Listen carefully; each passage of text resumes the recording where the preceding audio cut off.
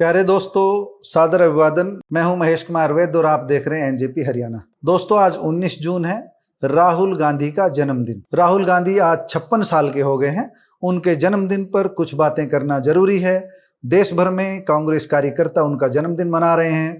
प्रधानमंत्री नरेंद्र मोदी, कांग्रेस के राष्ट्रीय अध्यक्ष मल्लिकार्जुन खड़गे, वे परिवार के लोगों ने, संगठन के पदाधिकारियों ने राहुल गांधी को जन्मदिन की शुभकामनाएं दी है। उन्हें सोशल मीडिया के अलग अलग प्लेटफॉर्म्स पर जन्मदिन की शुभकामनाएं देने का सिलसिला सुबह से ही जारी है। आज हम उनसे जीवन से जुड़ी कुछ अहम बातें आपको बताएंगे। पहले उनके जन्मदिन से जुड़ी ताजा घटनाएं। राहुल गांधी को बधाई देने वालों में राज्यों के प्रमुख पदाधिकारी भी शामिल हैं। अशोक गहलोत, सचिन पायलट, भूपेंद्र सिंह हुड्डा, तमाम नेता, राव नरेंद्र सिंह सहित तमाम नेताओं ने उन्हें बधाई दी है। राहुल गांधी ने पत्रकारों को दिल्ली में आमंत्रित किया है अपने साथ जलपान के लिए। प्रधानमंत्री नरेंद्र मोदी ने एक्स प्लेटफॉर्म पर लिखा है, best wishes to the leader of opposition in Lok Sabha Shri Rahul Gandhi ji on the birthday, praying for his good health and long life. प्रधानमंत्री ने शुभकामना संदेश दिया है। सुबह 8:45 पर उनका संदेश है। मल्लिकार्जुन खड़गे ने भी एक्स प्लेटफॉर्म पर अपनी शुभकामना संदेश दिया है। आप अपनी स्क्रीन पर देख सकते हो। मल्लिकार्जुन खड़गे ने राहुल गांधी को बधाई देते हुए लिखा है कि संविधान के आदर्शों के प्रति आपकी अटूट निष्ठा और अनसुनी आवाजों के लिए आपकी बेबाक लड़ाई ने लाखों लोगों को प्रेरित किया है।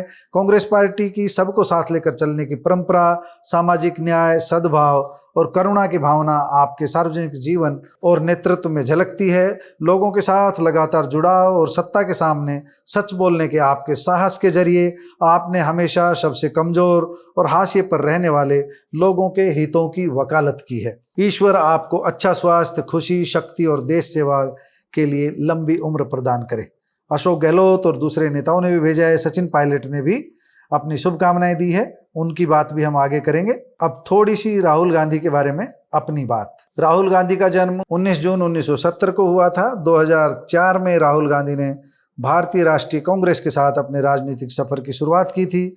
उनका यह सफर बेहद उतार चढ़ाव भरा रहा है। उन्होंने 2004 में अमेठी से अपने राजनीतिक करियर की शुरुआत की। अमेठी से लोकसभा चुनाव लड़ा और जीत हासिल की। यह सीट उनके पिता राजीव गांधी और मां सोनिया गांधी की पारिवारिक गढ़ रही थी, लेकिन बाद में इसी सीट से उन्हें पराजय का सामना भी करना पड़ा।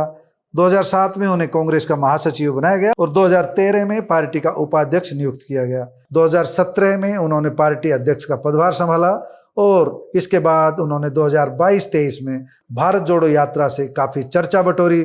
2024 में उन्होंने देश की एकता और अखंडता के लिए भारत जोड़ो न्याय यात्रा निकाली। यूथ कांग्रेस को ताकतवर बनाने की उनकी योजना सर्वाधिक चर्चित रही है। उन्होंने यूथ कांग्रेस में चुनाव की परंपरा डाली, चुनाव का एक नेटवर्क तैयार किया, चुनाव का एक रोड मैप तैयार किया। आज भी यूथ कांग्रेस में चुनाव हो रहे हैं और उसी तरीके से हो रहे हैं कि कांग्रेस, यूथ कांग्रेस में जो चुनाव हो रहे हैं वे राहुल गांधी की ही देन है। इसके अलावा राष्ट्रीय छात्र संगठन जो कांग्रेस का NSUI है, राष्ट्रीय छात्र संगठन है, उसे लेकर भी उन्होंने काफी काम किया। 2014 और 2019 के लोकसभा चुनाव में कांग्रेस की हार हुई। उनकी नेतृत्व क्षमता पर सवाल भी उठे। 2019 में अमेठी से जब स्मृति ईरानी के हाथों उनकी हार हुई, तब कहा गया कि राहुल गांधी के दिन बीत गए, लेकिन राहुल गांधी दक्षिण भारत से जीतकर सदन में पहुंचे थे, लेकिन राहुल गांधी ने पीछे मुड़कर नहीं देखा। आज भी वह संघर्षरत है, सड़कों पर संघर्ष कर रहे हैं, बीजेपी के मजबूत संगठन से कड़ी टक्कर ले रहे हैं। 2023 में मानहानि के मामले में 2 साल की सजा और लोकसभा से अयोग्यता झेलने जैसी चुनौती उन्हें झेलनी पड़ी। हालांकि सुप्रीम कोर्ट ने इस पर रोक लगा दी, लेकिन इसके बावजूद उन्हें काफी परेशानी झेलनी पड़ी। 2024 के लोकसभा चुनाव में राहुल गांधी फिर से सक्रिय भूमिका में हैं। वह कांग्रेस को पुनर्जीवित करने की लगातार कोशिश कर रहे हैं। विपक्षी एकता के लिए उन्होंने इंडिया गठबंधन बनाने में अहम भूमिका निभाई और आज इंडिया गठबंधन की छत्रछाया में और कांग्रेस में नेता प्रतिपक्ष की भूमिका में रहते हुए भारतीय जनता पार्टी के साथ कड़ा मुकाबला कर रहे हैं। दोस्तों, राहुल गांधी से जुड़ी एक पत्रकार के नाते मैं अपनी बात आपको बताता हूँ। राहुल गांधी की जगह कोई दूसरा होता शायद खुदकुशी कर लेता। जिस तरह उन्हें पप्पू बना करके नैरेटिव जिस तरह उनके बारे में सेट किए गए, इधर से आलू डालें उधर से सोना बनाए, जैसे वाक्य उनके लिए गढ़े गए जो राहुल गांधी ने नहीं कहे थे।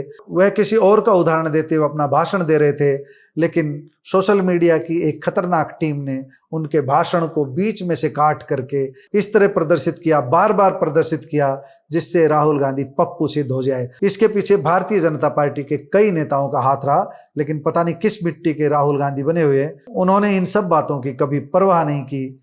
ये ठीक है कि राहुल गांधी ने कई बार अपरिपक्वता भी दिखाई, उनकी जुबान भी फिसली, लेकिन ऐसा नहीं है कि यह केवल राहुल गांधी के साथ होता है। ऐसा प्रधानमंत्री नरेंद्र मोदी के साथ बार बार होता है।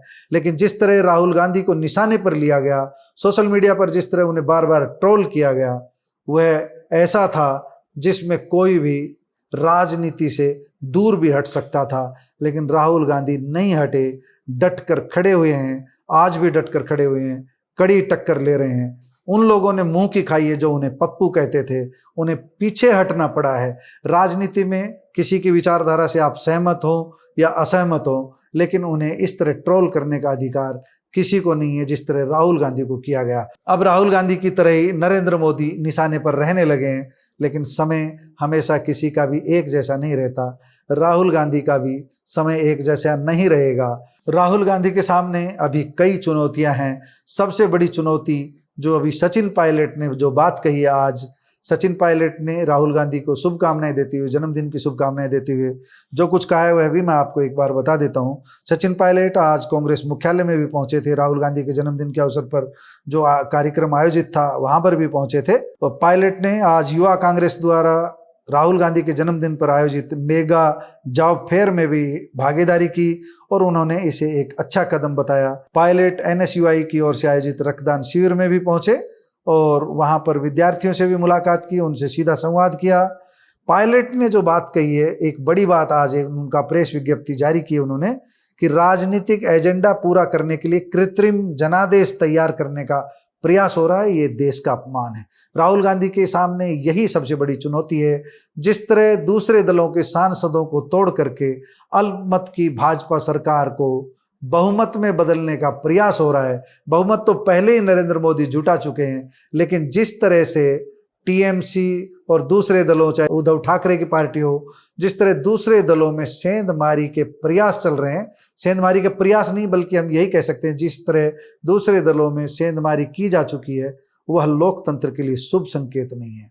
और सबसे खतरनाक बात यह है कि मीडिया दूसरे दलों में टूट बता रहा है, यह नहीं बताया जा रहा है कि यह टूट क्यों हो रही है। और भारतीय जनता पार्टी की इस बात के लिए आलोचना नहीं की जा रही है कि वह जिस तरह लोकतंत्र की हत्या कर रही है, वह लोकतंत्र के लिए शुभ संकेत नहीं है।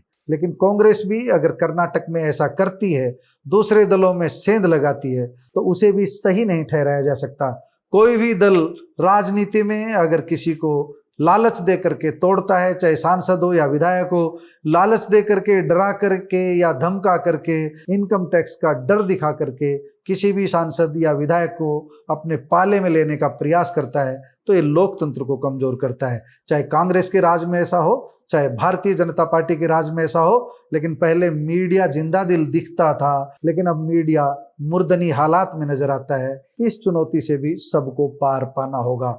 देश के लिए सबको अपना दायित्व निभाना होगा। संविधान सर्वोपरि है, इस बात को समझना होगा। संविधान के आगे सब धर्म ग्रंथ बोने हैं, किसी धर्म ग्रंथ की कोई हैसियत नहीं है। संविधान ही सबसे बड़ा है। धर्म ग्रंथ और धर्म व्यक्तिगत मामला है। सरकार संविधान से चलती है, सरकार संविधान से ही चलनी चाहिए और सरकार को संविधान की ही पालना करनी चाहिए। राहुल गांधी के जन्मदिन पर इतना ही। दोस्तों, आप राहुल गांधी के अब तक के सफरनामे के बारे में क्या कहेंगे, कमेंट बॉक्स में जाकर बताइएगा जरूर।